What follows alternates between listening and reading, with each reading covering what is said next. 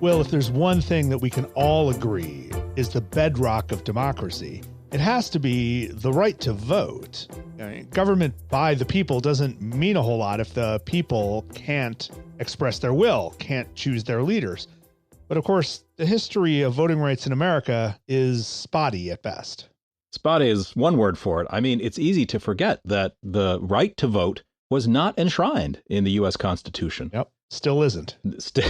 The states were left to decide who could vote, and most of them limited voting to white property owning men. I mean, it would take a civil war, untold bloodshed to abolish slavery, and then with the 15th Amendment to guarantee suffrage to freed slaves. And that was in 1870.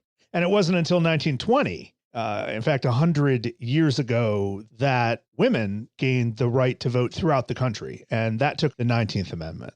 But the devil is always in the details. And from the Jim Crow era onward, we've seen all sorts of nefarious efforts to undermine black voting rights. I mean, everything from poll taxes to literacy tests. More recently, as we discussed with Elizabeth Hinton on an earlier episode, the way that mass incarceration is also a form of disenfranchisement.